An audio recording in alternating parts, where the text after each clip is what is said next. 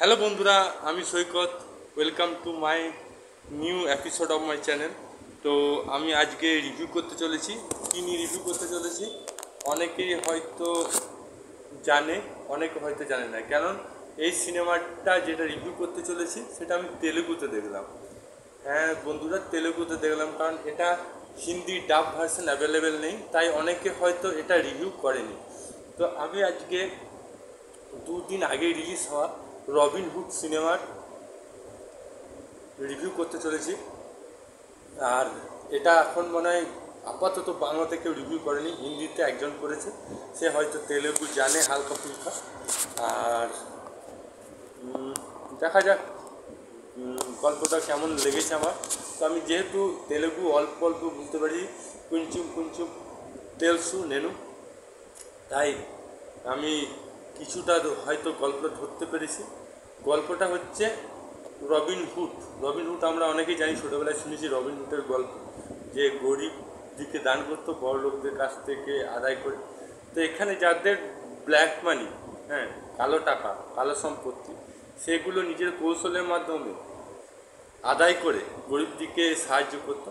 তো এখানে প্রথম সিনটা তাই দেখেছি, ছোটোবেলা থেকে তার এটা প্রতিভা ছিল এবং বড় হয়ে সে এই প্রতিভার দ্বারা অনেক কিছু ব্ল্যাক মানি হোয়াইট করতে শুরু করে।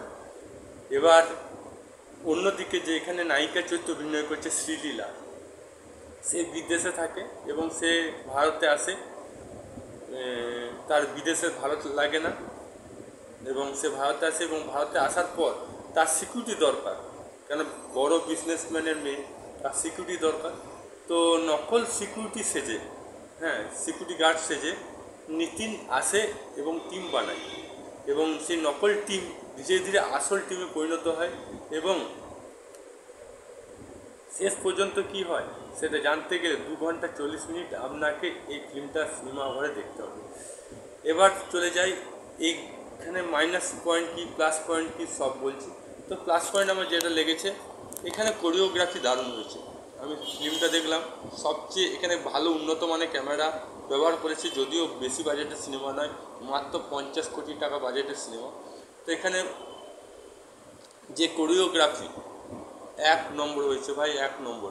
4টা গান আছে, এত সুন্দর ফ্লেক্সিবিলিটি। শ্রীলীলা যে এত সুন্দর ডান্স করে আমি জানতাম না, ডান্স করে জানতাম, কিন্তু এত ভালো নিখুঁত মানের ডান্স করেছে।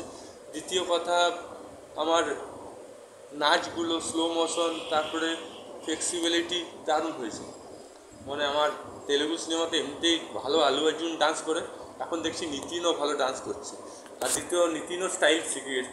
আগে নিতিনের সিনেমা দেখছি ছোটোবেলা থেকে, যদিও এই হিরোটা হিট ফ্লপ দুটোই করে, অক্ষয় কুমারের মতন। এখন অক্ষয় কুমার যখন ফ্লপ চলছে, একসময় এরও হিট করতে করতে মাঝে ফ্লপ হতো, এখন হিট ফ্লপ দুটোই করে।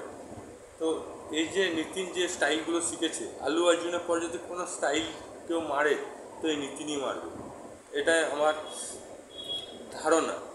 এবার অন্যদের অন্য রকম ধারণা হবে। তাছাড়া এখানে অনেক জিনিসগুলো আছে, ফাইট সিনগুলো খুব সুন্দর হয়েছে, ভিলেনগুলো খতরনাক হয়েছে। যে শ্রীলঙ্কা থেকে আনা ভিলেন, একদম খতরনাক ভিলেন হয়েছে। অ্যাকশনগুলো খুব সুন্দর হয়েছে, এবং যে মোবাইল হ্যাক করা, যে মাফিয়াদের মোবাইল কীভাবে হ্যাক করতে হয়, ওই সিনটা আমার মারাত্মক লেগেছে। আর মাইনাস পয়েন্ট আমার এটা লেগেছে, প্রথম দিকে যেমনটা লেভেল নিয়ে যাচ্ছিল, মাঝখানে কমেডি লেভেল করে দিয়েছিল। হ্যাঁ, তো প্রথম লেভেলটা যেটা ধারাবাহিকতা ছিল, গল্পটা অন্যদিকে মোড় নিয়ে নিয়েছে। প্রথমে গল্পটা ছিল রবিনহুড নিয়ে, তারপর দেখালো মেয়েটা নিয়ে, তারপর এন্ডিংটা শেষ করলো শ্রীলঙ্কার গুন্ডাদিকে শেষ করে। তো এই হচ্ছে গল্প। আর শেষ সিনে যেটা আকর্ষণীয়, ডেভিড ওয়ার্নারকে কী জন্য নিল আমি বুঝতে পারছি না। ডেভিড ওয়ার্নারে মাত্র 15 মিনিট, 5-10 মিনিটের সিন, হ্যাঁ, লাস্ট সিনে ডেভিড ওয়ার্নার, হ্যাঁ, একটা আকর্ষণীয় বস্তু। সবচেয়ে মজা লেগেছে আমার, ওকেই কমেডিয়ান লেগেছে। যত কমেডি না সিকিউরিটি গার্ড ছিল তার চেয়ে বেশি কম, আর ওই সিলেলা অ্যাসিস্ট্যান্ট ছিল ম্যানেজার, তার চেয়ে বেশি আমার বেশি মজা লেগেছে ডেভিড ওয়ার্নারকে। ওই ললিপপ চুষে চুষে ভিলেনগিরি করা, বন্দুক নিয়ে মারা, আমার এটা সবচেয়ে হাস্যকৌতুক লেগেছে ডেভিড ওয়ার্নার। তবু নিয়েছে সিনেমাটা আকর্ষণ বাড়ানোর জন্য, বুঝতে পারছি। ওভারঅল আমার মোটামুটি ভালোই লেগেছে। আপনাদের মতামত কি কমেন্ট বক্সে লিখে জানান। ভিডিওটা ভালো লাগে লাইক করুন, চ্যানেল নতুন তাহলে সাবস্ক্রাইব অল বাটনটি প্রেস করুন। আবার দেখা হবে নতুন কোনো ভিডিও নিয়ে। ততক্ষণ জয় হিন্দ, জয় ভারত। ভালো থাকো, সুস্থ থাকো।